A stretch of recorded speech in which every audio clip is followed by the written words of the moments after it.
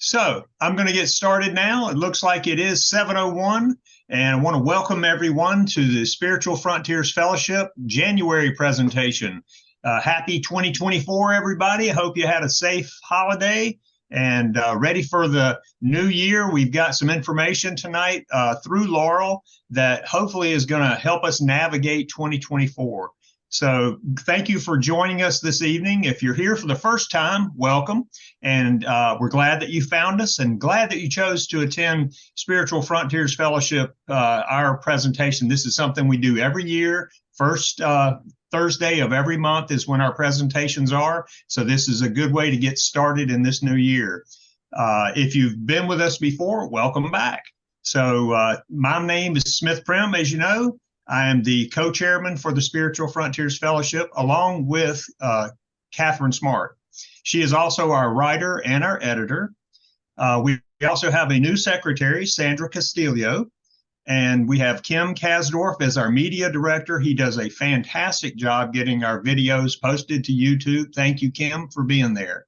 And Eileen Jenna is our super fantastic speaker coordinator. And she has brought us speakers like the one tonight, Laurel, and we're looking forward to it.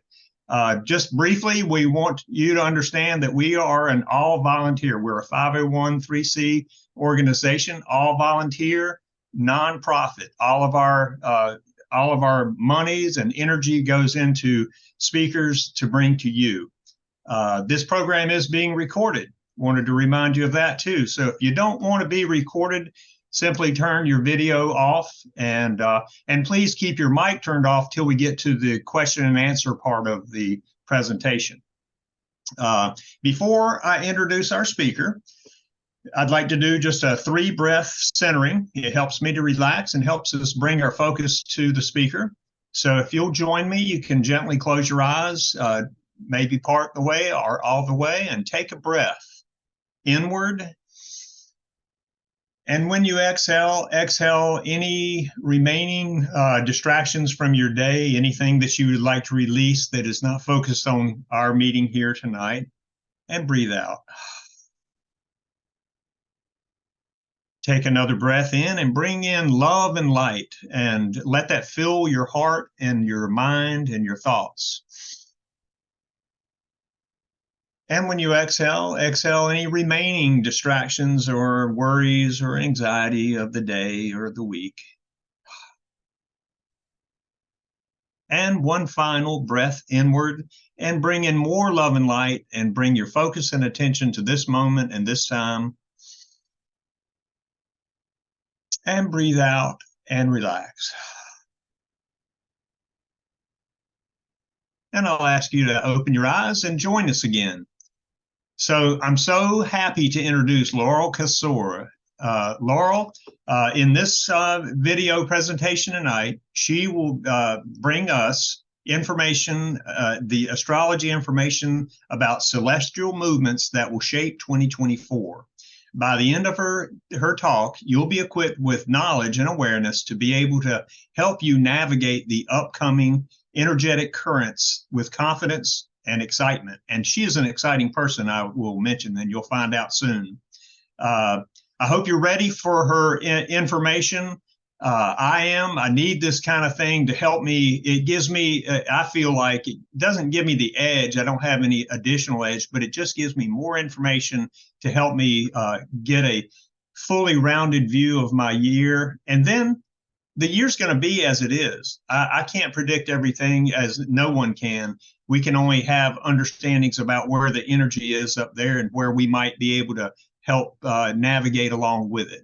So with that, let's see. Oh, I wanted to mention there's 2 parts to our presentation. Laurel will present until approximately 8:30. So 8:25, 8:30. We'll take a 8-minute break. She'll hand it back over to me. Then we'll come back with the Q&A. And the question and answer I want to mention is a unique feature of our live presentations. You get to ask questions to the speaker and she can respond. And it's a great way that we can all interact. There is another thing. She is offering private sessions. There were 5. There are now 2 remaining.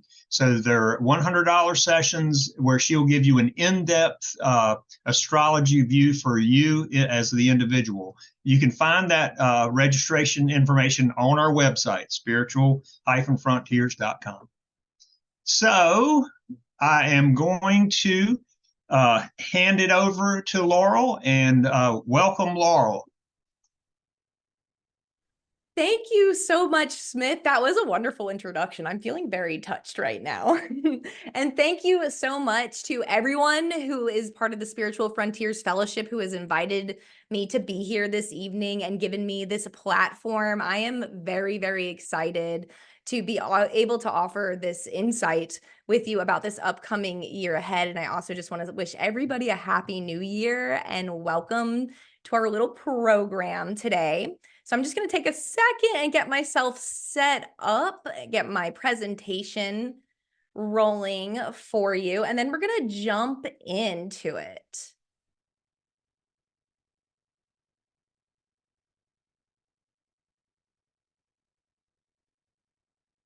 Can everyone see my presentation? Yes. Oh my gosh. Thank you so much. And if it looks like I'm looking off camera, that's because all of your beautiful faces are over here for me. So, okay, everyone, let's get into this. There's a lot to cover because let me tell you, it's a little challenging to fit an entire year's worth of notable movements into an hour and a half, but we're going to do our best. And so welcome to Astro Outlook, navigating the cosmic currents of 2024 with me, professional astrologer and intuitive coach, Laurel Kassor. And a little more just about me and my background. I'm a professional astrologer, mentor, and intuitive alignment life coach at my own private practice, Attuned Alignment Intuitive Coaching. And I am also the co-host of an astrology pop culture podcast called The Astrology of Podcast. And it's just a really fun platform where myself and my co-hosts pick the charts of influential or notable people in pop culture history that we're intrigued by, go over their bios, and then draw correlations and examine their birth charts to see how the cosmic blueprint has played out for them in their lived experience. So that's a fun way to engage and learn a little more about astrology. I'm also an energetic business coach with the Energetic Alignment Academy, which is a collective of heart-centered entrepreneurs who are all looking to share their divine and spiritual gifts with the collective. So it's a real honor to be able to help coach other healers and spiritual practitioners and being able to offer their gifts too. And personally, I have been a devout student of astrology for about 13 years now, blending traditional and modern approaches to astrology in order to help people align with the potential of their cosmic blueprint and live a life of awareness and intention. And I really just want to, before we even get going into the forecast, I really just want to echo something that Smith had said, that, you know, this is such a good tool for being in the know, for being intentional, for knowing and preparing yourself. And even though astrology is not an exact science that we can't get to the exact detail of every single thing with it, it does put us into a range of energy. And so I think that that's really important to remember as we move forward into the forecast of the year ahead. Energy does not happen in a vacuum. It's all happening simultaneously as parts of larger storylines that are playing out. So if anything kind of veers one way or the other way, as far as like, ooh, good and bad, just know it's a spectrum and we can expect all sorts of different manifestations to come from it. So that being said, let's start to talk a little bit about 2024 in a nutshell. It's a year that is certainly going to accelerate a process of long-lasting change, transformation, and reform. These are currents that we can already look around us and see are starting to gain traction, and 2024 really carries on that energy and it carries on that journey and deepens the plot line quite a bit. Notable things that are happening this year. We have Pluto taking another step into Aquarius, a notable union between Jupiter and Uranus in Taurus, and we have eclipses rooted in the Aries Libra axis. There's an indication of widespread change, reform, and advancement available to us coming this year energetically. And along with that, it means that there's going to be new hurdles, power dynamics, and emerging issues to navigate and balance out as all of these new advancements and developments start to flow through the atmosphere, if you will. I would recommend, before we start jumping into anything else at this point, if you have a notepad, strong move. There's going to be a lot of information. There's going to be a lot of dates coming at you. Don't worry, I'll make sure to emphasize like the most important movements for you, but definitely get those calendars ready, folks. So I wanted to talk a little bit about what I'll be covering tonight. Obviously, it's the astrology of the year ahead. That's why we're all here. But there's a lot of different moving parts to astrology. So to honestly, for the sake of time, we're going to be primarily focusing on the movements of the planets Jupiter, Saturn, Uranus, Neptune, and Pluto. They are known as the outer planets. They move a lot slower than the rest of the planets do, who move quite fast, and they kind of fill in the gaps of our storylines. The slow-moving planets, the outer planets, they tell us a bigger story that is unfolding. And so to get a broad scope at the year ahead, we're going to be focusing primarily on the stories that are being told by the slower moving generational planets as they move through their narratives. I will be pointing out retrograde and direct stations of planets, just so you can mark them down if you're interested there. Sometimes it's nice to know when Mercury is going into retrograde, or maybe when Saturn's heading into retrograde, so you can recognize that it's a moment of review. Maybe there's more reflection around the topics associated with the different energy, chances to go back and attend to unresolved issues that might relate to the planets that are moving backwards and helping us change our perspective moving forward. So retrogrades, I think, are important to note. And eclipses, oh, hot dog, the eclipses. They are a key point of any year, really, but there is certainly a large emphasis on the eclipses this year. We have been in a eclipse, what I call storyline, for a bit over a year already. And so a lot of the energy that's coming from the eclipses this year are kind of a continuation and deepening of themes that are already very present. And these eclipses that we're in are across the Aries Libra axis, and all eclipses signal major turning points, potent pivotal moments of development, of change, of transformation for both individuals and collectives. They're big beginning and ending periods that impact events significantly and can span across several years of influence. And then the last thing we'll be focusing on, again, is just those major planets and the major movements that the outer planets are doing. Does anyone have any questions before we start to dig in a little bit?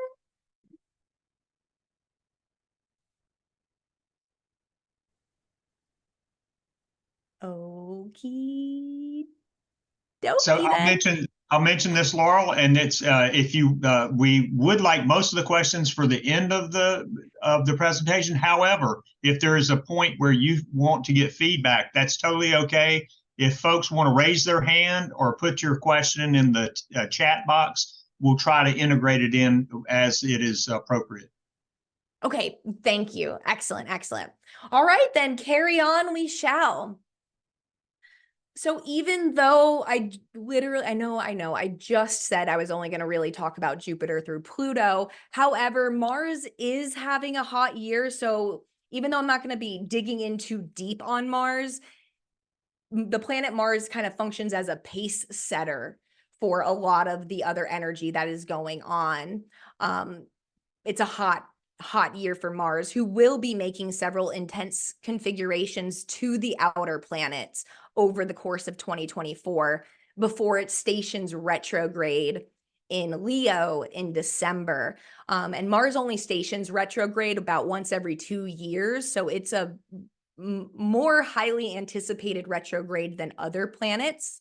And we'll talk about it more when we get to December, but definitely aligns with reviewing actions, reviewing the courses of actions that have been taken.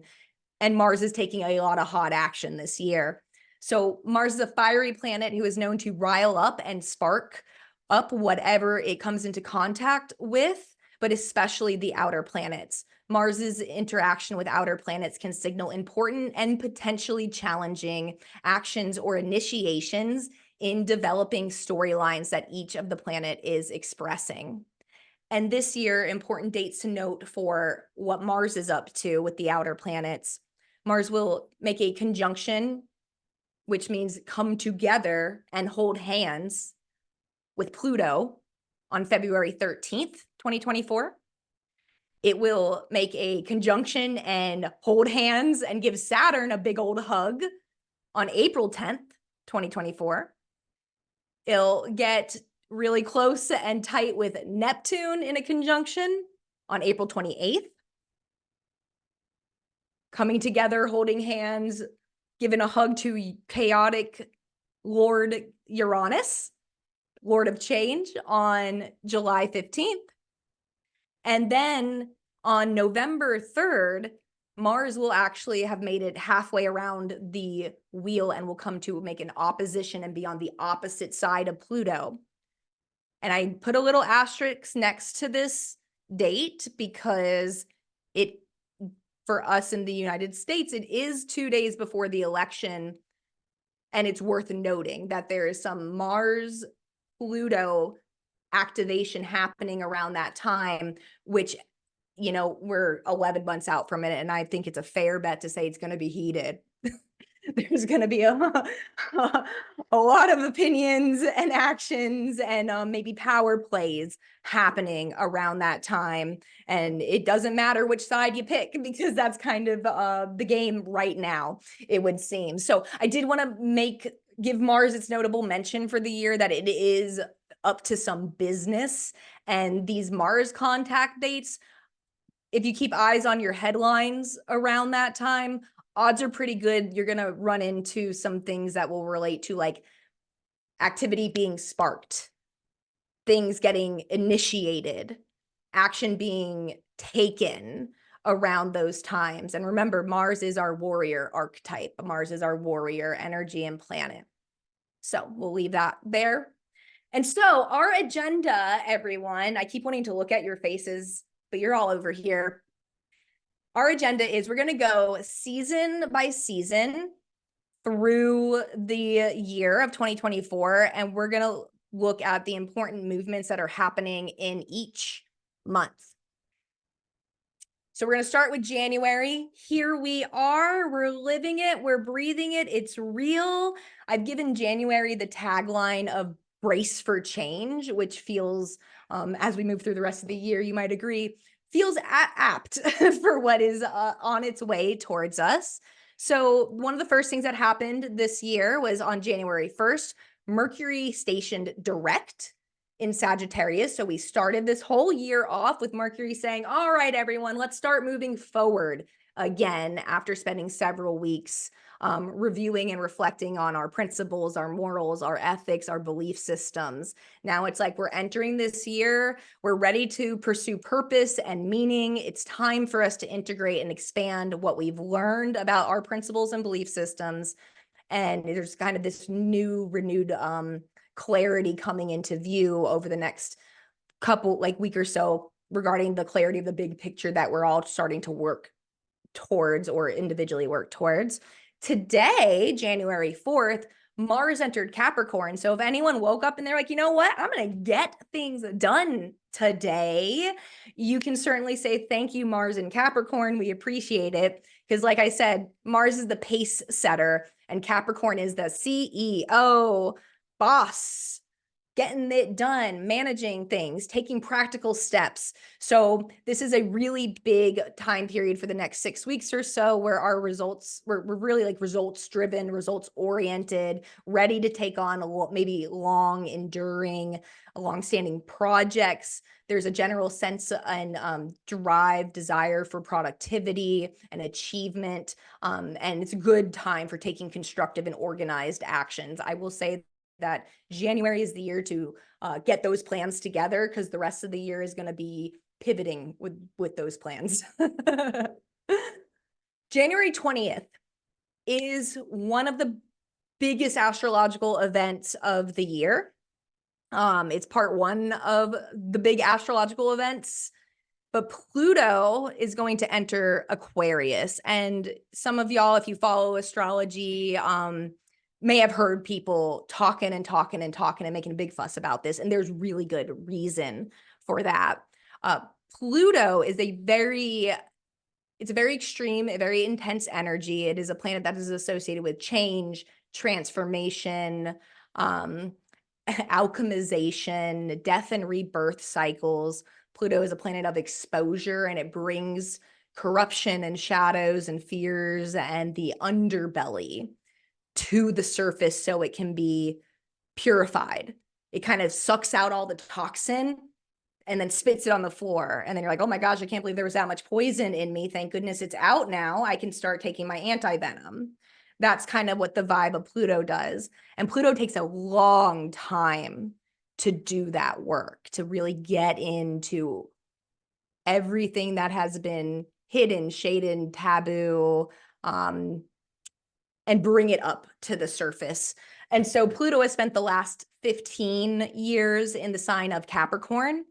And it's hard to not look, for me personally, it's hard to not look around and see that the power, which is a Pluto thing, the power of traditional or conventional systems, which is Saturn areas, are undergoing a deep transformation right now. And that's been mounting since 2008 when Pluto entered Capricorn, and has brought a lot of attention and a lot of focus to the corruption in authority, which is, again, Capricorn getting it done. What's the order? What's the system? What are the rules? How are we structuring things? And Pluto says, oh, here's all the things that are underneath your structure, that are underneath your order, and has been over time bringing all that to the surface. And so the fact that it's moving signs is a pretty big deal, because it's going to usher us into a 2-decade long experiment, I'm going to call it, of Pluto being in Aquarius. And so Pluto will dip into Capricorn one more time before the end of the year, but only for a couple of months before it re-enters Aquarius again later in the year. And we'll talk about what those dates are. But important things to kind of note about Pluto being in Aquarius: the generational and global indications are that there is going to be big transformations, exposures, decay and regeneration cycles happening to technology, data, ideology, science, the collective or social systems of power. There's very likely over the next 2 decades going to be a call for collective cooperation and widespread reform on social systems of power, on information. I mean, if I'm looking at anyone, I'm looking at AI. It is very, the Pluto in Aquarius is very, very, it's hard to say that couldn't possibly be part of it. It's a massive part of it. We're transforming our relationship to technology in ways that we've never conceived of being possible before. But now we got to get down to the regulation of it, the power of it. How can this be corrupt? How is the internet already corrupt? These are questions that are going to be addressed throughout the next several years. We've already seen hints of it coming in. Pluto dipped into Aquarius very briefly in 2023 and started to give us little tastes and nuggets of it. So that's a massive thing to keep your eyes on there. But Aquarius is very much about the people, the collective, humanitarian efforts and needs and cooperation and collaboration in those ways. And so I think an interesting note about Pluto's time in Aquarius is that the last time Pluto was here, democracy was created underneath Pluto in Aquarius, and Pluto being a planet and energy that attends to power. With the literal translation, power to the people. Give the power to the people. Give the Pluto to the Aquarius. I thought was a very interesting kind of thing to observe from the past. So what we can surmise from that now is that now that Pluto's back again to revisit terrain that it hasn't been to in 248 years, roughly, it's going to kind of gut and rebuild the things that had previously established, which can look a lot of different ways. We'll find out. We'll find out over the next 20 years, but it's certainly a notable transit. Now, on a personal level, if you have planets or a heavy emphasis in the fixed signs, which would be Aquarius, Scorpio, Leo, or Taurus, Pluto will, over the next 20 years, eventually move into some challenging, what's called a challenging position, a challenging aspect with those planets, and bring a very personal transformation to you. Pluto brings very Phoenix from the ashes type of energies. It can be extreme and it can be intense, but what it does is it takes you to the next evolution. It takes you to that next beyond level. So if you have fixed planets, and it gets tricky at different various points over the next 20 years in some in intense ways, as Pluto is wont to do, then know that it is indeed happening in some way to elevate and take you into that next level, so you can rise up from the shell of what previously maybe possessed you in some way, or contained you, or held you down, held you under. So it's going to be fun. It's going to be a fun time, everyone. And I personally have Aquarius planets. My moon's in Aquarius, so I'm getting that early. I'm going to go get my Pluto over my moon early. I'll let you all know how it goes. But we can move along from Pluto for a little bit, and he'll come back again, don't you worry. But January 27th, I wanted to note that Uranus will station direct in Taurus. It's been retrograde there for several months now, I think 5 or 6 perhaps. But it's another indicator that change is on the way. It's just like kind of an underline there. Sudden urges or desires for freedom, liberation, reform, or revolution may begin breaking through the foundations once more. Unexpected changes or revelations regarding stability, resources, and security shake out through potentially brilliant or potentially disruptive events. So that's something to kind of keep your eyes on around that time. Usually when the outer planet station, it can be a little subtle, just from a day-to-day standpoint. But collectively, there will most likely be a focus of Uranian energy in headlines that come out around that time. And you've noticed that I've said headlines a lot lately. It's one of the best ways to observe astrology, because we can't be everywhere in the world to observe how it's all manifesting and how it's all playing out. So looking at multiple headlines about multiple topics helps to kind of illustrate themes that can be playing out at certain times.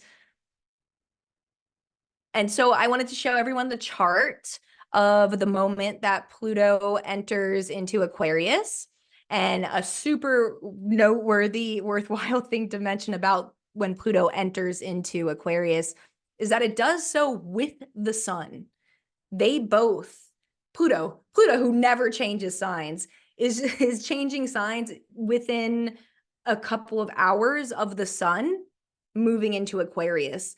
This is going to be a big change because the sun takes our focus and puts it elsewhere. It takes our focus, puts it into some new energy. And then Pluto also shifting. It's the first time we're going to experience the sun and Pluto together in this conjunction. And it's the first of 20. We got 20 of these over the next 20 years. So it's really going to kind of set a stage. It might seem subtle at first again, but this is where things start to subtly at least churn. So February, it's getting weird in here. It's starting to get a little bit weird. Honestly, it's a pretty quiet month. And so Mars got a little bit more of my attention. Ugh, greedy Mars. But on February 13th, 2024, Mars will also enter Aquarius and conjunct Pluto. So exactly what the sun did on February 13th, Mars will do the same thing. And again, it's notable because Mars starts moving action forward. So Mars is going to enter Aquarius, which is typically a sign when our drives and motivators may shift towards group, collective, or humanitarian efforts.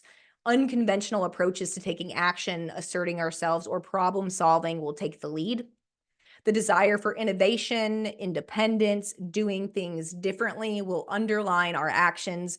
We're going to have collectively and individually little patience for limitations, traditions, restrictions from authority, or narrow-minded efforts. This energy, again, is going to come in loud and fast thanks to that conjunction with Pluto.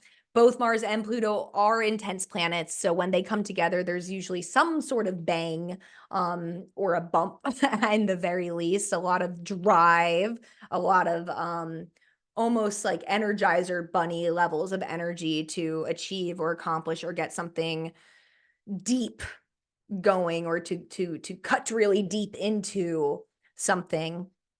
Displays of power or even acts of rebellion may be accentuated, if not mindfully routed, may have deep cutting results. Power struggles involving group dynamics or collective powers may flare around this time.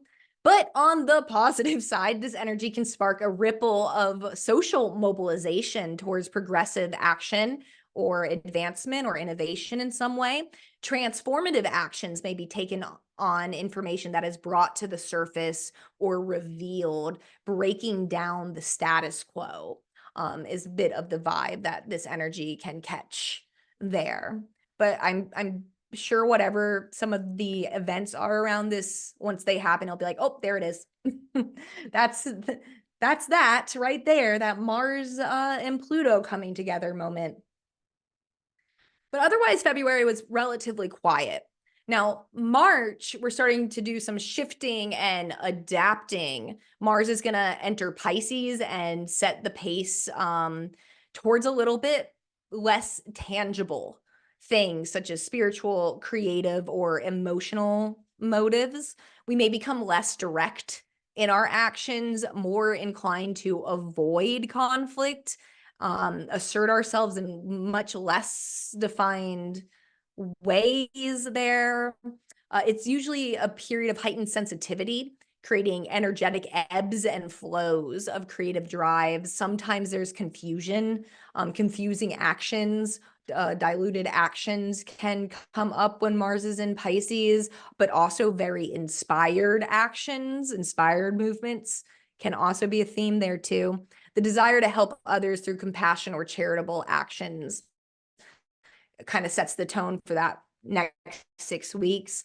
And then we have our first eclipse of the year in March. And this is going to be the lunar eclipse in Libra. It is a south node eclipse, and eclipses that take place with the south node tend to be big releasing points, kind of energetic, cathartic, well, I guess it could depend on your definition of cathartic, but usually big releasing points. The south node is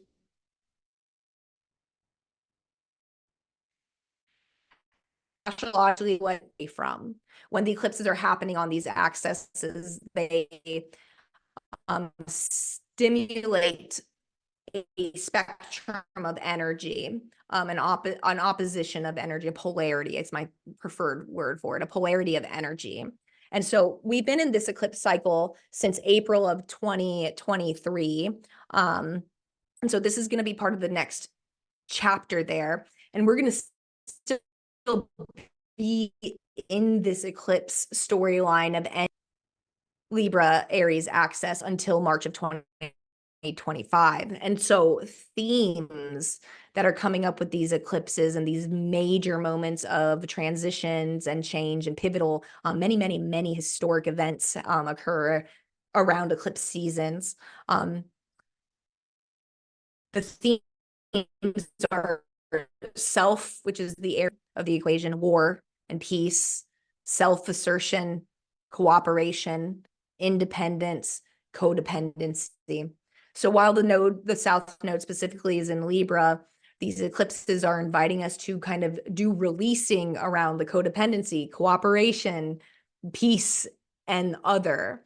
So this is not to say that we should all be throwing peace out the window or say F you to anyone who gets in our way and not try to cooperate with them. That would be ridiculous.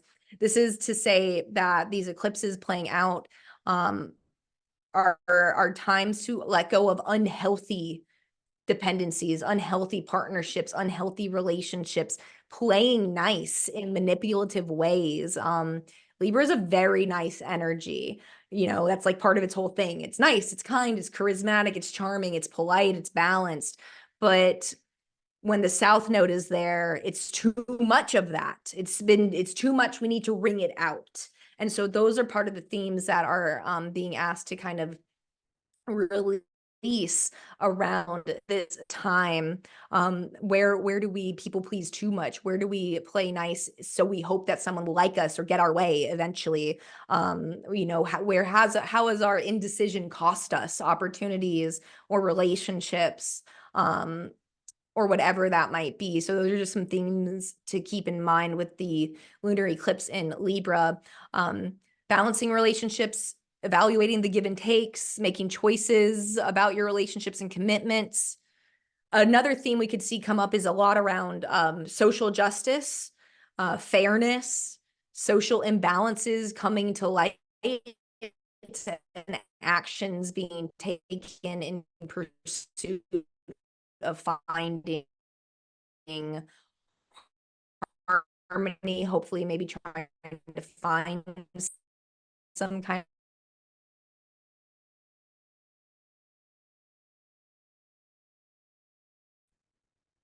So then we get into April, and April is undoubtedly the most intense month of the year. My little tagline for it is heavyweight throwdown. We got quite a little bit of it happening here. So April 1st, we have a Mercury retrograde that begins. You know, that's not out of the norm. We usually have 3, maybe 4 Mercury retrogrades a year, usually 3. So this would be the first one of this year. And so we would begin reviewing, reassessing, reflecting on how we think about our actions, our personal motivations, and our own needs. It's time to review how we engage with the world, what drives our passions, and how we can better authentically communicate ourselves. Rethink the ways we assert ourselves and take action on our bold ideas. So as you can see, there's like a lot of like these themes that is like boldness, actions everywhere you look. There's like action being folded into so much of this early year astrology. And it's like I said, it's a hot time for Mars, but also we're starting to enter into that Aries season, warrior drive, fight, ambition, passion, gusto vibe of spring. And then we have our second eclipse of spring. This eclipse happens on April 8th, which happens to be my birthday. Lucky me. And this is a solar eclipse in Aries. It is a North Node eclipse. And just fun astro tidbit, eclipses take the place of full moons and new moons whenever they're occurring. So we don't get an Aries new moon this year. We get a mother fudging solar eclipse in Aries this year. So this is going to be a big initiator of new beginnings, taking fresh actions with courage, with bravery, decisive directions, taking seed, being willing or maybe being forced to take powerful risks, welcoming in new opportunities to drive yourself forward, lots of motivation and fervor to break free, to not be limited, to just do what you are like feeling in your heart of hearts to do, and pursuing goals independently. Now that all sounds pretty rad mostly, except that this eclipse is got a overwhelmingly tense quality to it overall. One of the things is that it is conjunct the dwarf planet Chiron. And although Chiron is not a major planet, it does have it observably a pretty interesting influence on the energy. Chiron is the wounded healer as part of his like mythology there. And it does tend to be a point that has to do with vulnerability, insecurity, wounds, and then healing those wounds as well. So it's a very tender energy for us all. And I'll show you the charts in just a moment, but it is happening right on top of Chiron. And so there is this undertone of intense potential for wounds or insecurities to be triggered, which is a very Aries word, so that a process of healing can begin. It's kind of, it gives, if anyone's familiar with tarot, it gives a little bit Tower card. It gives a little bit of what people might contextually be like, wow, this is the rock bottom that forced me to X, Y, or Z, change my life, go on the journey, go on the quest, to be brave and do the thing that I've always been too afraid to do or unable to do. But it doesn't seem like we're overall thrilled to be having to do it, if that tracks with the vibe I'm trying to get across here. Another reason, it's not just Chiron being there. There are a couple other things too. Mars rules Aries. Mars is the planet that governs the energetic expression of the archetype that is Aries, the warrior archetype. Mars will be conjunct Saturn in Pisces at the time of this eclipse. This is very important because Mars rules Aries, it's basically the director of anything that's taking place in the scene on the stage of Aries. So all of the other planets, the sun, the moon, Mercury, Venus, and the North Node are all going to be, and Chiron are all going to be in Aries, and everyone's taking their directions from the director Mars on how should we be acting. And Mars is going to be in a very tense relationship with Saturn, which can bring about significant and potent feelings of forced restraint, feeling trapped, delayed actions, a denial of actions. On the more plus side, drive to break from rigid beliefs, focused determinism, strategic action. So I'm going to show the charts of the eclipses. And this first one is the March 25th eclipse that occurs in place of the full moon in Libra. And we can see we got Mars in Pisces down here, but it's not very close to Saturn yet. So there's still a little bit of leeway there. But it's a little less severe of an eclipse than this one. It's important to note that what's happening at the Libra eclipse on the 25th is a culmination and release relating to events from around October 14th, 2023. So eclipses happen in 6-month intervals like clockwork. And so you think back to what was happening in your life personally 6 months ago. What were the major pivots? What were the major changes, especially in the self-other, assertion, cooperation, war, peace fields for you? This is going to somehow be an evolution, a continuation of that plot line from a collective global level, because it would be absolute, I would feel like I wasn't doing my job to not point it out.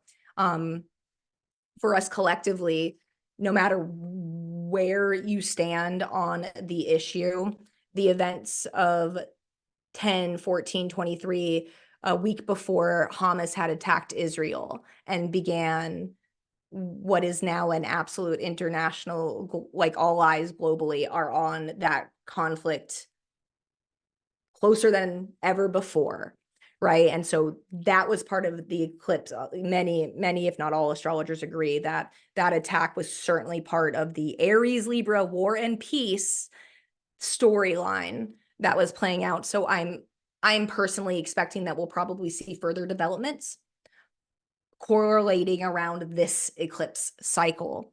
So that's the March eclipse. This one is the April 8th eclipse. And you can see here we have Chiron at 19. It's this little key doohickey friend.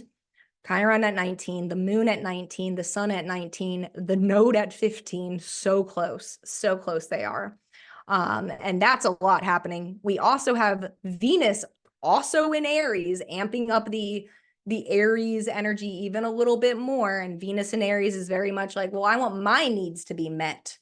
Venus loves to be comfortable in what it wants to be comfortable in there. And then let us not forget that during this eclipse, Mercury is retrograde. So let's like sprinkle in a little confusion, a little misunderstanding, right? We can't leave that spice out of our unprecedented events, right? So Mercury will be retrograde and also in Aries again, but this time now it's reviewing how we are taking action, how our impulses entice us to move forward. So there's all of that happening up there. And then what for me is part of the real kicker, if you will, on this energy is that Mars is a degree away from Saturn. They're very, very, very close in the sky. The last time Saturn and Mars came together was roughly about 2 years ago when there were COVID restrictions going into place or returning into place. So if you kind of think back to that level of restriction that was kind of collectively happening there, this is a little bit like that. It's in a different energy. It's in Pisces. So for the sake of total candor here, part of Mars and Saturn coming together is it could be very, very heavy. It can be very intense. It can be very restrictive. Pisces is an energy that can express in the forms of sorrow, of confusion, of victimhood, of loss and grief.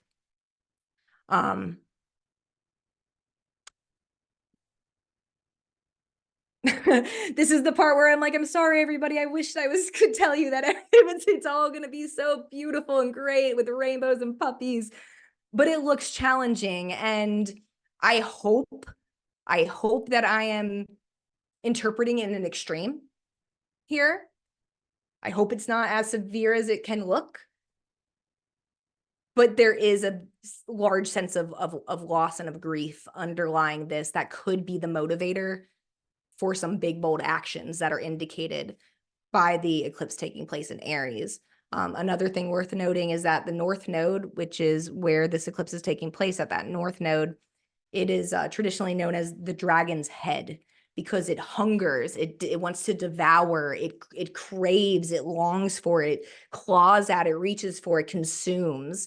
So there is a hunger quality underlying all of this existing energy that when I was kind of channeling about it the other day, it felt like being pushed almost to take actions out of a vengeance for some kind of loss or some kind of pain. I hope that every single one of us sitting in this room, that this does not impact our personal birth charts, but to me, this is the hottest moment of the entire year is the April 8th eclipse, my birthday. Woo! Gonna be a good time. So it will be very interesting. I mean, one thing that I wonder looking at it is we've had since Saturn has entered Pisces, there's been a lot of water related incidents. There's been the submarines, There's been the orcas attacking yachts. There's been a lot of different like water ocean related incidents happening that are kind of like weird and abnormal almost. So this almost makes me wonder if there isn't something going to happen in the oceans, in the water, maybe something to do with water in some way, shape, or form. But again, it could take many forms. It could take many forms. So is everyone sufficiently excited for April yet? Yay. Oh, someone in the chat said ice caps. Yep, absolutely. Totally. Could be some stuff like that, where maybe, you know, best case scenario, and I can't believe I'm about to say this, best case scenario is that there is a terrible natural disaster that makes everybody whip their heads around and say, holy crap, we need to fight for something different than what we've been fighting about. You know, not that I want any tragedy to occur, obviously, but sometimes that's what it takes to make people pay attention, right? So anyway, that's happening. Shall we carry on to the rest of the year? But wait, there's more in April. Just kidding. You thought we were done with April. We're not. April is a heavy hitting month. So very shortly after what I think is one of the most important things of the year will be the Jupiter Uranus conjunction in Taurus, one of the other most important things of the year. This is going to happen on April 20th, 2024. And this is a big deal because, like I said earlier, this only happens once every 12 years or so.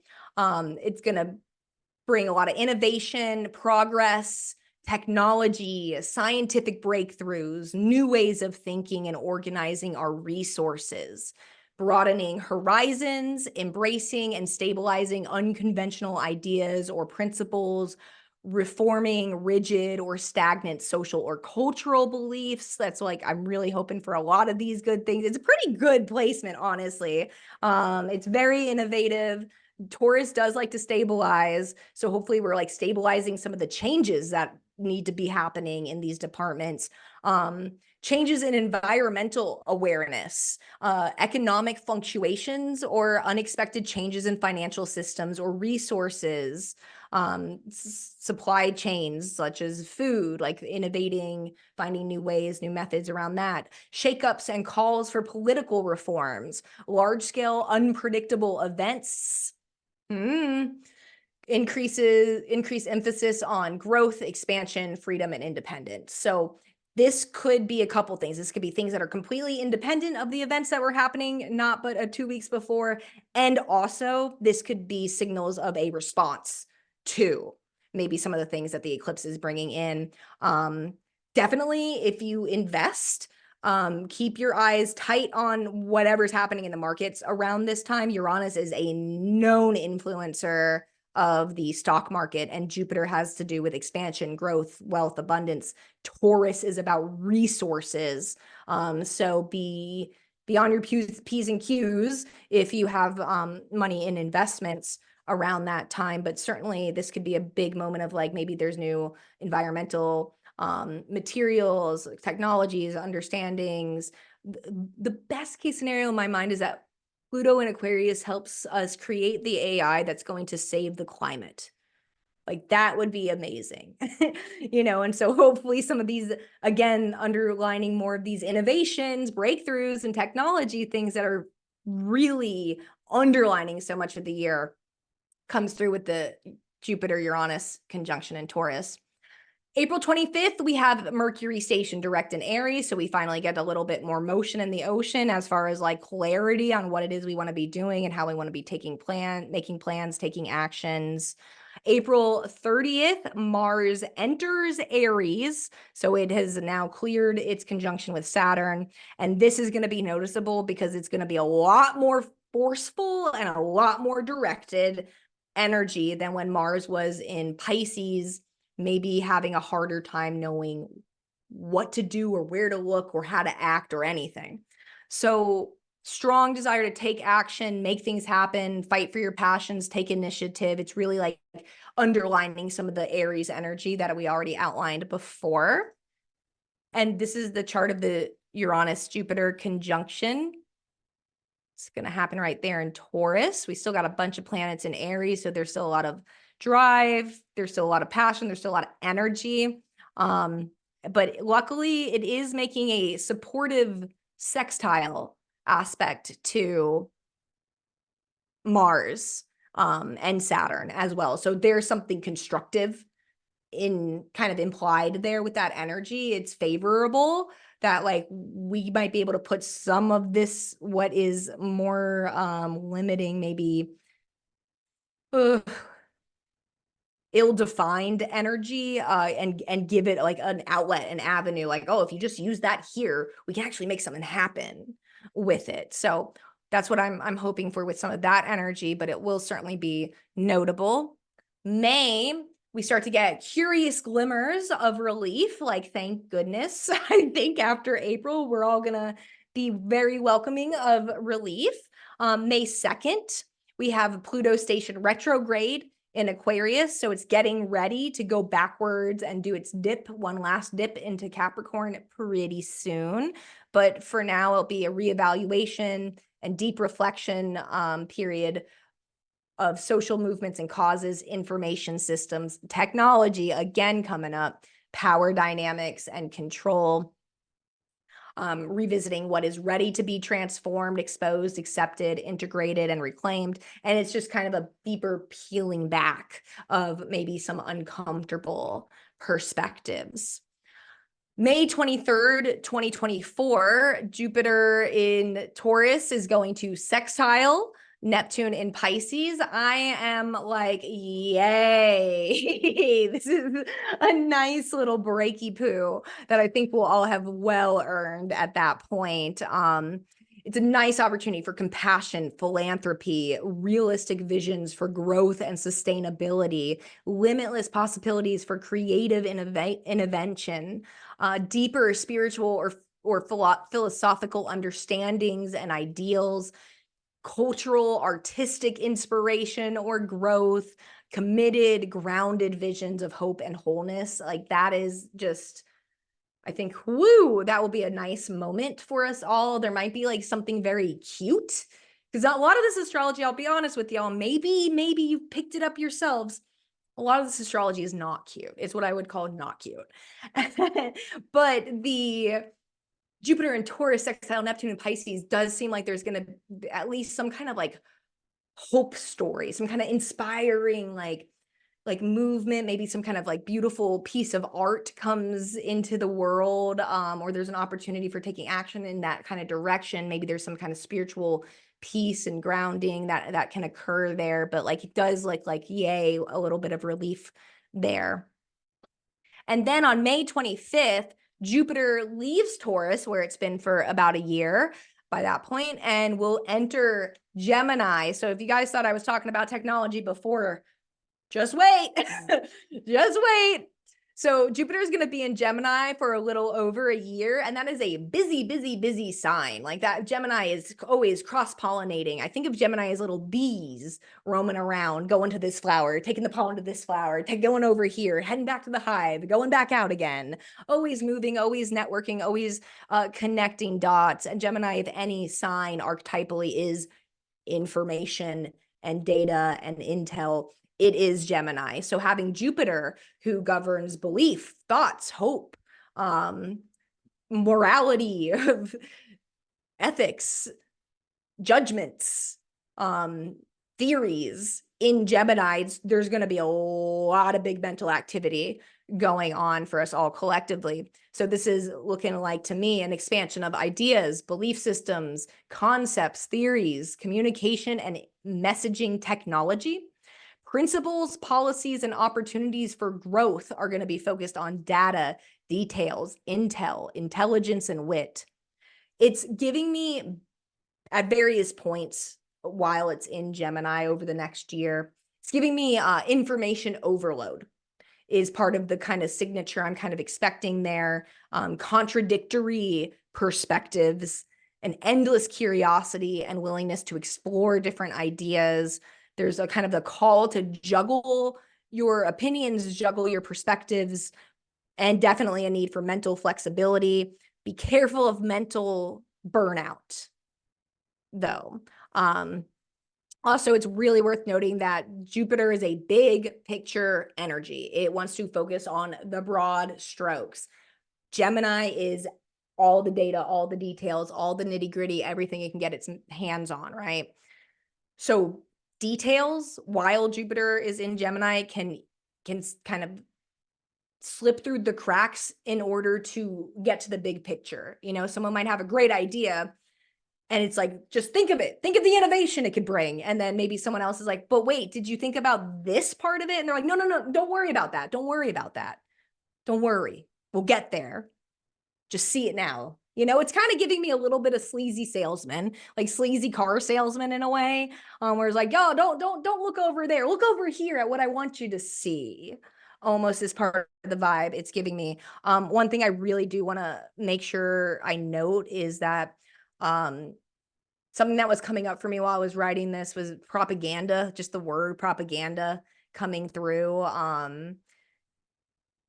Going back and forth on ethics, going back and forth on morals, could be something that we would expect from Jupiter and Gemini. Also, this information overload, it is certainly giving, how much faith are we putting in the messages? How much can we trust, which is kind of a Jupiter type of thing.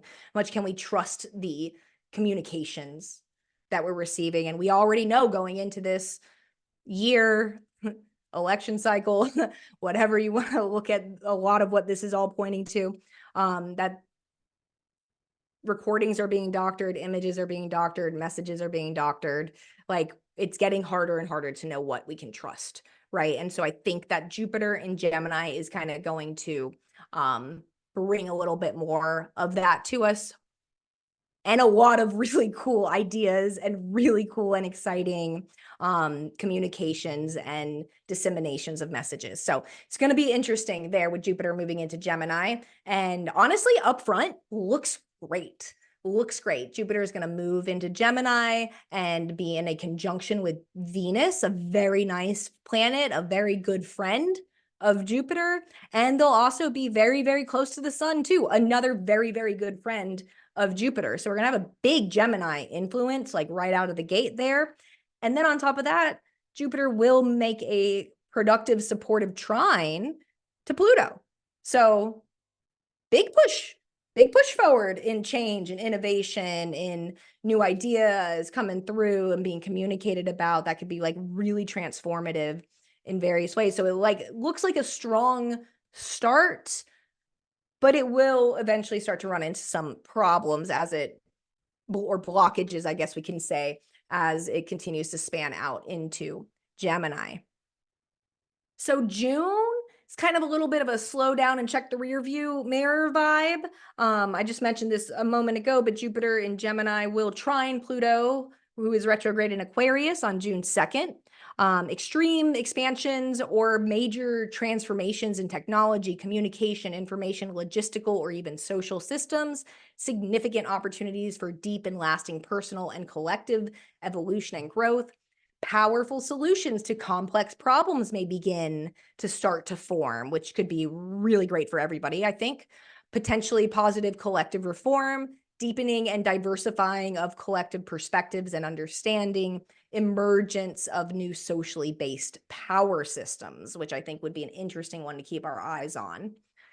June 9th, Mars changes out of Aries and enters Taurus. And this is a massive, like, kind of hit the brakes on all of the go that's been happening over the last couple or several weeks for sure at that point. So slowing down of that fierce pursuit of desires and assertions, toning down of forceful energy, stabilizing actions become a bit more practical, methodical, grounded, focus of attention and action around steady progress and long-term productivity.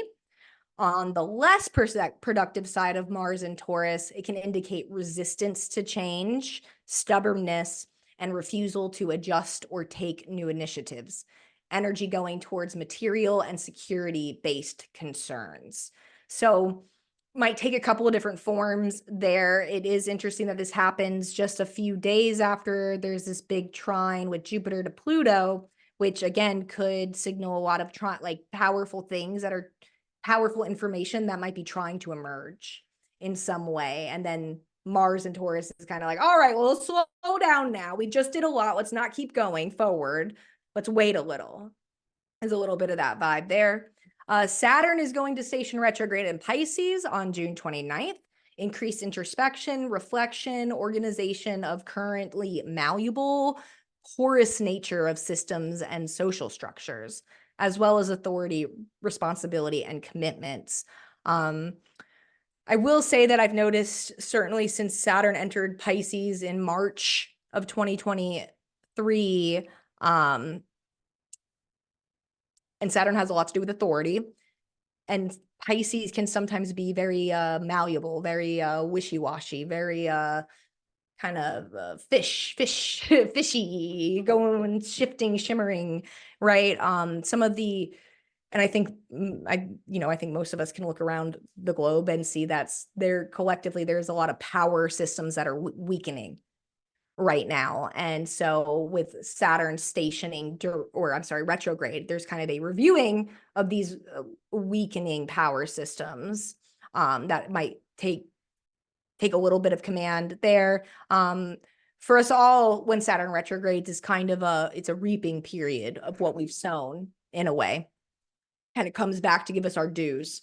Now, it's not happening this year, but it is worth noting that this is the closest point of contact that Saturn will come to Neptune this year. They're both in Pisces. Saturn will get to 19 degrees Pisces, and Neptune will station retrograde in Pisces at 29 degrees. So they're about 10 degrees apart, which is what I would call a wide space between them. They're not holding hands yet, but they're starting to reach for each other. And that's something that's going to go exact next year. But it is worth noting because Neptune dissolves things. It is known to dissolve things. It is known to dissolve. And Saturn governs governing and order and structures and rules. And so Neptune, many of us have our eyes on that for 2025 as they come closer together. And there seems to be an even more confusing relationship with authority. But this is as close as they're going to get this year. So we dodged that bullet, everyone. Yay, us. So going into July, we have bustling communications. I just mentioned Neptune stations retrograde in Pisces. So review, reassessment, reflection upon the illusions of reality, escapism, ideals. Tends to be a time of heightened spiritual and psychic phenomena, rethinking what absolute truth means. It's like truth with a capital T, revisiting our spiritual connections. This can be a period of confusion or disorientation, as is the nature of both Pisces and Neptune in many ways. July 20th, Mars is going to enter Gemini. So it's like done in Taurus, and now we're back on our business. Mental pursuits may dominate much of the vibes. Once Mars enters Gemini, you may find yourself focusing your energy towards communicating, studying, researching, getting curious about a variety of different ideas or a variety of different informations or ways of thinking or perspectives. Actions may feel scattered or distracted while Mars is in Gemini, as Mars in Gemini can encourage us to want to do it all. Jack of many trades is part of that vibe there. We got our hands in many pots is part of the Mars and Gemini vibe. Some key words that came to me while I was doing my research: arena of the mind, battle of wits, information wars, which I think aligns with a lot of some of the other themes and storylines we're seeing kind of play out thematically here. So that Mars brings Mars into the mix. August, confusing and limiting directions was my tagline here. We have a Mercury retrograde on August 5th. That's worth noting. And that will be in Virgo. So reviewing, reassessing, reflecting on how we think about our service roles and our usefulness. It's time to review how we engage with details, analysis, critical thinking, and problem solving. Some things to ask yourself How do your methods of communicating, sorting, or rationing information serve you and others around you? Are our thoughts helpful in solving problems, or do they create doubt and unconstructive criticism? Those, I think, can be very pivotal themes through that Mercury retrograde in Virgo. On the 19th, this is also one of the big important movements of the year, like the really big important movements of the year. Jupiter in Gemini will square Saturn, who is retrograde in Pisces. This could represent a clash between our faith in our ideas or information that we have, and perhaps a very confusing reality check of some sort. This energy may appear as truths based in fact, or data being drowned out or sabotaged in order to inhibit the spread of ideas. There may be blocks in messages or communications, philosophies that challenge authority, conflicts between institutions of learning and research, and weak governing bodies. So I was talking to my friend about this earlier today, and she was like, she made a joke, but it really hit it hard. She was like, oh, sounds like TikTok might get banned. And I thought that that was just such a good, whether or not TikTok gets banned as an application and messaging medium in this country or not, that's a really, really, really good frame to kind of put the mind into, because Jupiter in Gemini is trying to disseminate all of the messages. It wants to get out all of the words that it possibly can, but Saturn in Pisces is trying to block it somehow by maybe diluting it, making it seem confusing or untrue in some way.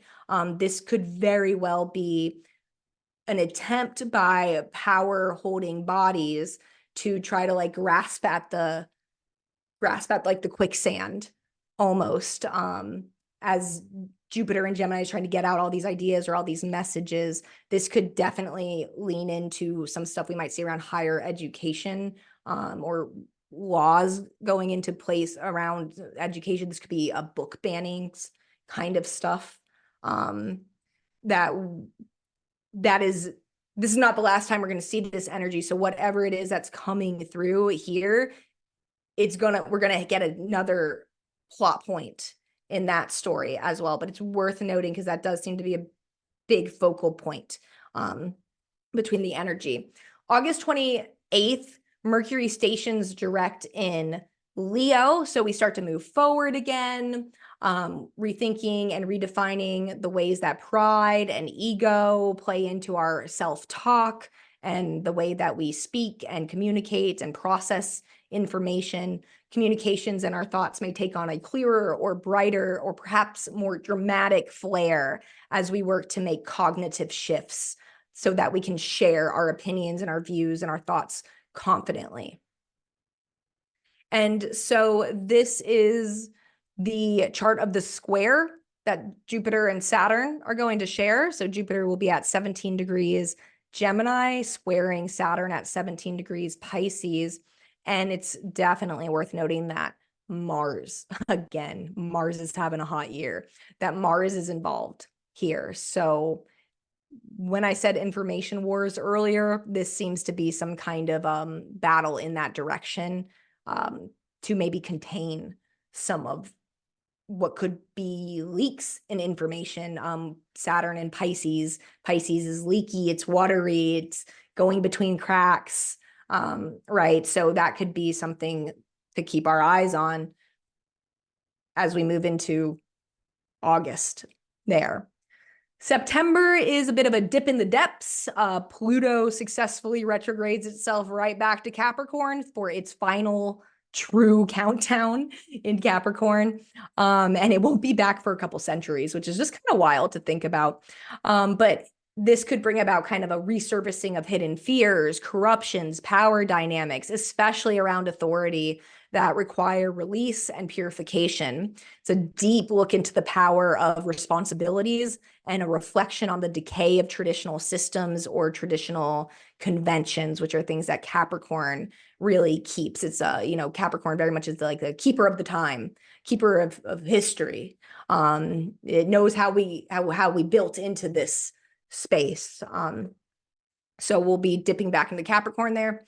September 4th, Mars moves into Cancer. The action might feel like it moves closer to home when Mars enters Cancer. I hope I'm saying that metaphorically.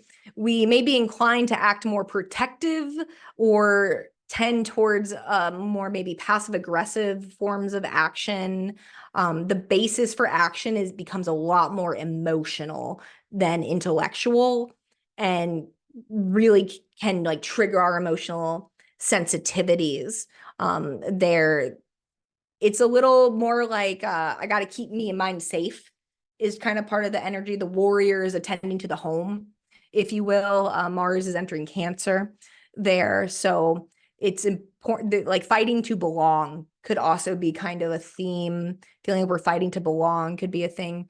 However, this energy is easily mobilized to care, to nurture, to sympathize with people, to nourish yourself and others. So there are, of course, like I said earlier, positive manifestations to every side of the spectrum there. And it can be used to totally activate that inner mama bear that we all got within us. September 17th brings us back to eclipse season. We're here for part 2 of eclipses in 2024.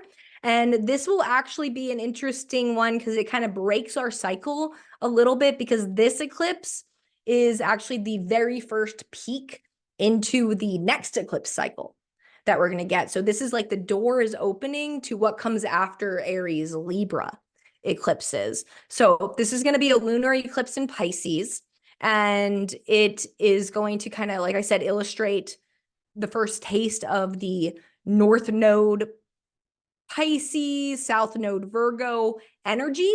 But the North, important to note, very important to note, the North Node is not in Pisces at this time, and the South Node is not in Virgo at this time, but the luminaries are, the sun and the moon are. So they're kind of like making a small like transitional glimpse into what will be part of the cycles in more primarily 2025.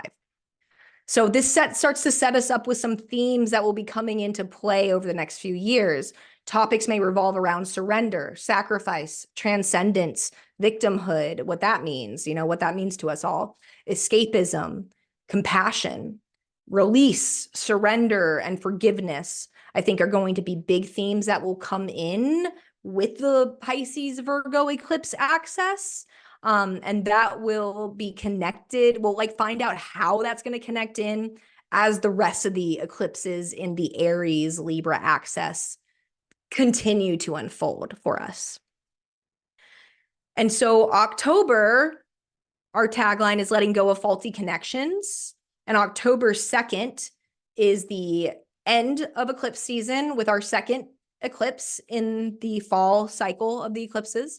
And so this will be our solar eclipse in Libra. So there's going to be a continuation of the current Libra Aries war, peace, self-other, cooperation, assertion, independence, codependence themes that we're seeing play out. And this will be directly relating to the spring eclipses. So whatever was happening around the March, specifically the March 25th eclipse, this is going to be a continuation there off of that storyline.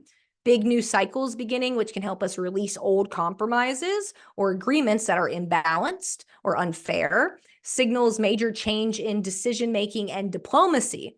Heightening our sensitivities to fairness and equality could signal the release of one-sided relationships or partnerships as well. Then October 10th, we have Jupiter hit its retrograde in Gemini. It's going to send us onto a bit of a period of reviewing our relationship to truth in the realms of information reporting, social media, etc. So it would have been a few months into Gemini, and then we kind of hit this point like, okay. How much of everything that I read over the last few months can I really trust or really aligns with what I authentically believe in and stand for in some way? Reflections on philosophies of social circles and information sources. Do they align with you? reconnecting with past learning experiences or past interests or past ideas could be something that you see. Like maybe you used to be a Buddhist and then you weren't for a while, and then suddenly you're like, you know what? Get back to Buddhism. It's been a while. That could be part of some of just the general vibe that you might be expecting when Jupiter retrogrades in Gemini. October 11th, Pluto stations direct in Capricorn, so we start to get a little bit of final clarification of what has been uncovered in the revisit to power struggles, opportunities to move forward with more personal empowerment regarding our systems, shedding final limiting beliefs or outdated structures that threaten your evolution is a big theme we're going to catch for the last couple months before Pluto re-enters Aquarius, stabilizing deep changes to responsibility and authority too. And so these are the charts of the fall eclipses. And we have this one here is the Pisces Virgo kind of like nod that we're having. As you can see, the nodes are still in Aries and Libra, but the actual lunation itself is happening in Virgo and Pisces there, but it's close enough that we're getting a partial eclipse there. So this is kind of our little like peek behind the curtain there. It looks honestly compared to spring's eclipses, not bad. We will have lived through worse energetically speaking at that point by then. So that's going to be a little peek behind the veil. And then this is going to be the new kind of piece of the puzzle that is referencing back to those spring eclipses. And this is happening conjunct Mercury. So there's something tells me that some kind of messages are going to be delivered. There is a square to Mars. So again, Mars just can't keep itself out of things this year. And so there could be maybe something coming into light, maybe separating out potentially with a lot of heat or passion, separating from partnerships, from some kind of agreements. Maybe this is a moment of receiving news around those things, maybe globally, maybe individually. Hard to say without seeing everyone's individual charts, but certainly there is a heated component to that one, but not nearly as heated as the one in April. November, starting to change our perspectives a little bitty here. On November 3rd, Mars enters Leo. And so Mars, our pace setter, takes up the mantle of bold action, dramatic attacks, melodramatic outburst, pursuits of fun and passion. We may be inclined to channel energy into creative projects, performance, or expression, being very decisive and confident in our decision-making and in our movements and in what we want to do. Worth noting that we should all be a little mindful of our egos around that time, or making moves or decisions that are based in pride. This is also when Mars does make its opposition to Pluto that I mentioned at the beginning of the lecture. And this is also 2 days before election cycle. So it is interesting that there's going to be this big, bold, dramatic showing of energy for the 6 months following the date of the election. In addition to Mars making an opposition to Pluto right before it as well. So it certainly gives, yes, there's an intense quality to it, but there's also kind of a almost showy, boastful quality to the energy happening at the same time. November 15th, Saturn stations direct in Pisces. So we're getting a little more clarity of direction or boundaries, progressing forward again, increased sensitivity, hopefully affirming rules of compassion. A little more of that would be fabulous, don't you think? November 19th, Pluto enters Aquarius again, but this time for stays, this time for keeps. It is not leaving Aquarius again. It is going to firmly be rooted there for the next 20 years. So I'm not going to rehash everything we had talked about Pluto and Aquarius, but those themes are back on the table, my friends. November 25th, Mercury will have another retrograde in Sagittarius. It's going to be a good opportunity to slow down, communicate thoughtfully, and explore new ideas and experiences, embrace the adventure, learn from detours, and come out of the retrograde with a refreshed perspective and renewed sense of wanderlust. It's a good time for like reviewing your ethics, your morals, your belief systems. We actually just finished our Mercury retrograde that had some Sagittarius in it a couple weeks ago. Reassess how we process and convey meaning. But of course, as with all Mercury retrogrades, be mindful of sloppy mistakes or conclusions made without all the details. And with Jupiter in Gemini at the same time that Mercury will be retrograde in Sagittarius, that could be a particularly messy, detailed time, which again is interesting because that is election month in the US. So I think there's going to be a lot of maybe recounting, maybe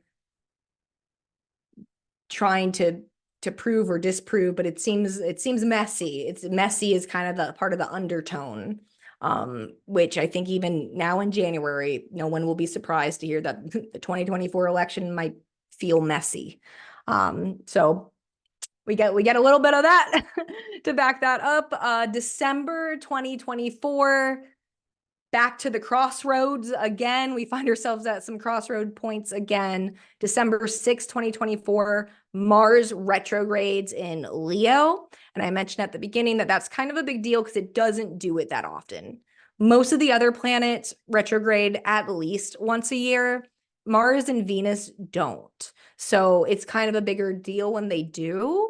And this is going to be a big moment for us individually and collectively to assert yourself boldly in the world, re-examine what leadership means to you and how you lead and how you model your behavior and your actions and your drives.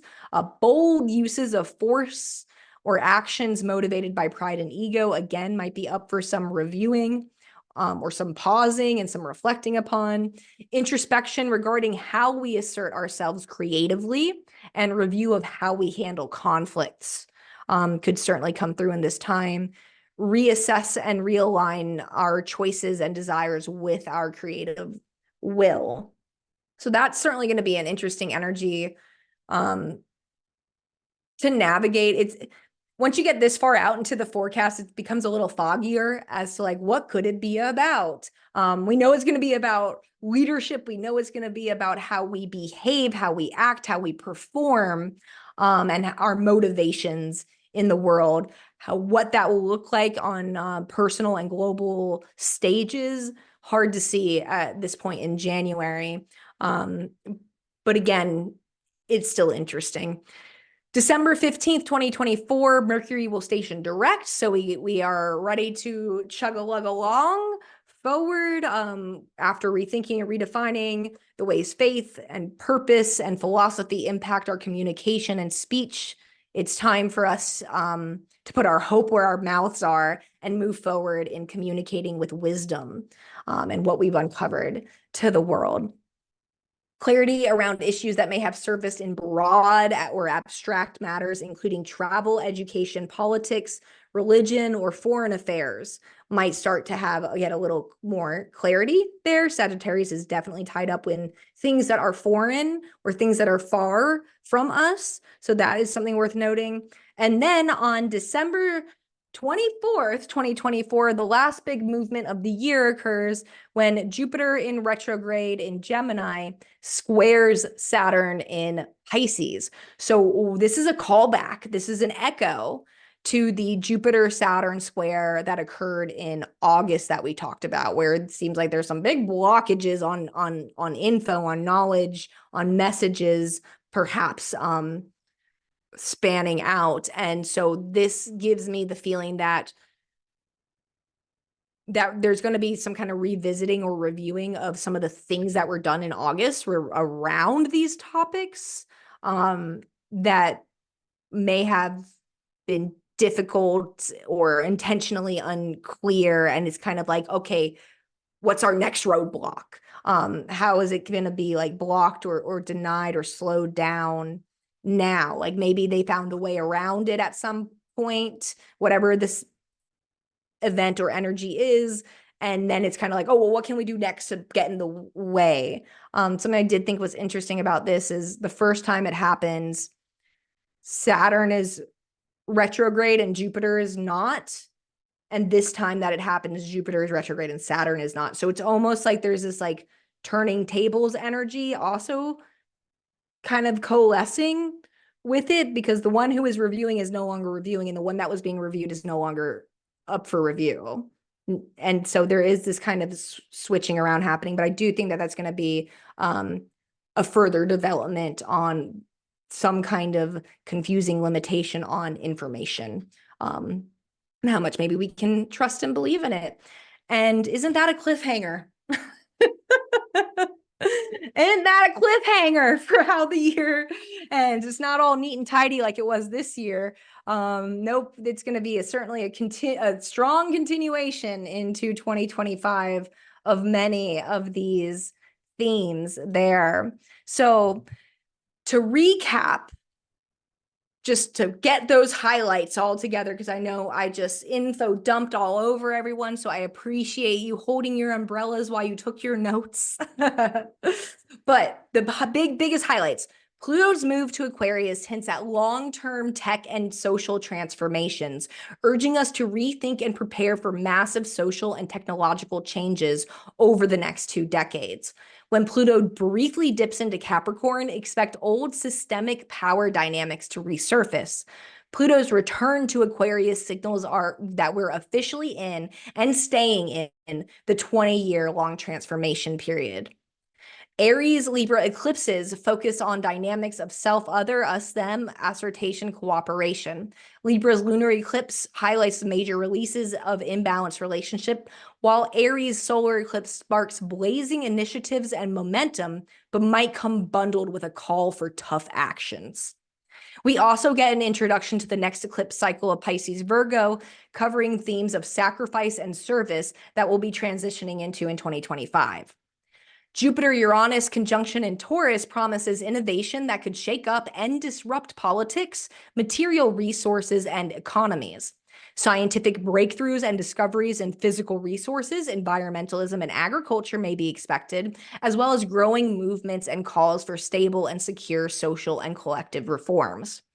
Jupiter hopping into Gemini amps up communication and tech even further, but watch out for the info overload. It aligns very early with Pluto in Aquarius, further suggesting big societal and technological changes. Jupiter in Gemini will square Saturn twice this year, indicating palpable clashes of ideology and ethics with reality, rules, and authority. And so that's like the highlights of 2024. And just a final thought I wanted to echo, and we already kind of talked about it in the beginning, but trust me, I know this astrology can be intimidating. I researched it. So I just wanted to kind of come back together and remind everyone that while astrology is absolutely freaking phenomenal and my favorite thing in the world, truly, forecasting is not an exact science, and astrologers, as well as anyone who is just a participant in this great human experiment, it's our goal to provide a framework of the ranges and potentials here. How things may exactly come to pass or manifest is part of the mystery of our shared experience together. So that being said, it's important to remember that all energy functions on spectrums. It is inherently neutral. Energy is inherently neutral and can manifest individually for people in varying degrees, depending on many factors in their own personal charts. By using astrology to help us forecast and anticipate energetic conditions, we can navigate the currents armed with information, foresight, and awareness.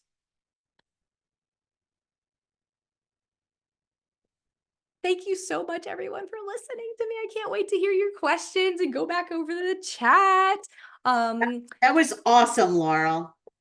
Thank you. Thank you very much. Thank you very much. Thank you very much. I'm so blessed and humbled to be here and get to share this information with y'all. And I hope I wasn't too heavy-handed on the like, oh my gosh, it's gonna be nuts. Well, But I am interested in the April. I'll be first with Me the too. question if you don't mind. Just You mentioned that people's personal charts, right? Obviously have a play in this, right? But how much of it, like if like your birthday being on April, like in April, are there things in like your chart that might contradict some of that energy that would help you navigate through that? That's a really, really, really, really, really great question. And the short answer is almost a cop-out answer because it's like we have to see the individual's chart to know how it's going to play out and how it's going to impact. What we know is that anybody who has Aries placements or cardinal placements is feeling these eclipses. For me, I know it's going to be extremely acute because it is happening literally like within 1 degree of my sun, of my ego epicenter, my identity epicenter. There's a big change coming for me. I know whereabouts it's going to be. Like I know what the topics are. I know what I know what some of the context is. But I don't know all of the details of it. So it's like, oh, I can at least like once it arrives, I probably won't be that surprised. The event might be surprising, but like the fact that a surprising big change was coming is not going to be. And so anytime it's going to hit a planet in our personal charts, it's going to activate other planets in our charts too. So something that like the eclipse on my birthday on my sun might be pretty rough for me personally, but that eclipse for someone with Leo placements, with someone with Sagittarius placements, that eclipse could be happening in a super supportive relationship to their personal planets that they might have that are in harmonics with Aries. So that eclipse could be, you know, it's going to be heavy. I don't think any of us are going to get out unscraped, at least in some way, whether it's personally in our own lives or from things that are happening in the collective that we are a part of. But that might be an eclipse that like maybe that whatever what to me looks like some kind of potentially loss-oriented event might be exactly what they were looking for if they were suffering from maybe a lack of purpose or drive or ambition. You know, that could be like, man, it's a crappy event, but holy moly, did that open up the most amazing opportunities for me to fulfill whatever it is that I'm here to fulfill too. And then for other people, it might be like, wow, can we cool it? Like this is enough intensity for a little bit. So it's really going to be dependent on each individual's charts, which is why it might be a good idea to book one of those last 2 readings that are available with There's me only at the one left. discounted price. Oh, there's only one left. So there's only one left, ladies and gentlemen. But of course I offer other readings too. So you can find all that on my website there. But I know we had mentioned maybe taking a break for a bathroom break, but Smith, please come back on, Yes. my friend. Let me interject for just 1 second. So to make our video all nice and neat, I wanted to thank you, say thank you for your presentation. And we are going to take a break just for a minute. So for Kim and for Laurel, thank you for your presentation. Let's all give Laurel a big hand. Thank you. Thank you. Thank you all so much. This was so much fun. Thank you so much for having me. Happy New Year, everyone. Yes, yes, yes, yes.